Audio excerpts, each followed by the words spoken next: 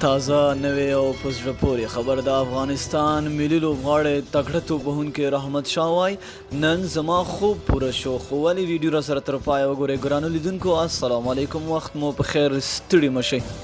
رحمت شاه وایي دا مې ارمان و چې ټیسټ کې لومړی سریزه زما په نوم شي د 2019 کال د مارچ میاشتې په 14مه رحمت شاه د دې موقع درلوده چې خپل خوب پوره کړي او د افغانستان لپاره په ټیسټ کې لومړی سریزه جوړونکی لوبغاړی شي خو کله چې نوموړی د آیرلینډ خلاف ټیسټ لوبه کې پر 98 منډو توپوهنه کوله د لین توپ د کټ کولو هڅه یې وکړه چې توپ ترې پاتې شو او پر همدا 98 منډو باندې وسوځېد او یو قیمتي موقع یې له لاسه ورکړه خو دا مهال باید رحمت شاه هغه تاریخ هیر کړي ځکه چې نوموړی نن د بنګلادیش خلاف په یوازینۍ ټیسټ لوبه کې د 102 منډو له جوړولو وروسته خپل نوم تاریخ ته داخل کړ دا ځکه چې هغه نن د بنګلادیش د پیاوړو ورو توپ اچوونکو خلاف سلیزه جوړه کړه او په دغه سلیزې سره لومړی افغان لوبغاړی شو چې په ټیسټ لوبه کې سلیزه ترسره کوي رحمت شاه د لومړۍ ورځې تر پای ته د رسېدو وروسته خبریالانو ته ویلي ما دا ارمان درلود چې د افغانستان لپاره لومړی سلیزه جوړونکی لوبغاړی شم په طبیعي ډول کله چې د آیرلینډ خلاف 98 منډه وسوځېدم سخت خوابیده وم نن ما موقع ترلاسه کړه او سلیزه مې ترسره کړه او دا زما لپاره د ویاړه شیبه ده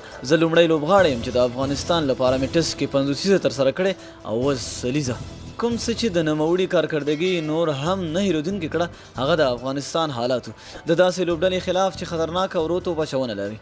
بنګلادیش پر خپلې ورو توپ اچونې تکیه کوله او یو اویا منډو کې د افغانستان 3 لوبغاړي آوټ کړي خو رحمت شاه هر څه کنټرول کړل او د ورځې په پای کې افغانستان د 15 لوبغاړو په سدیدو سره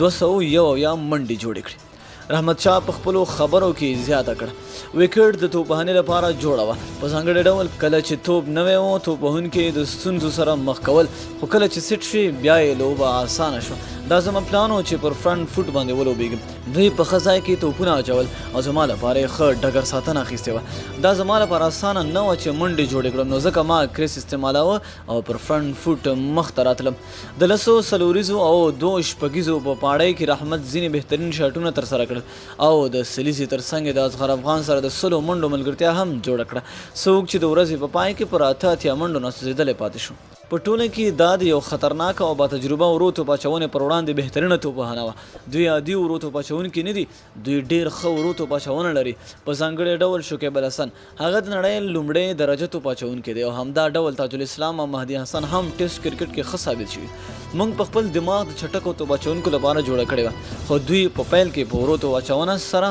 لوبه پیل کړه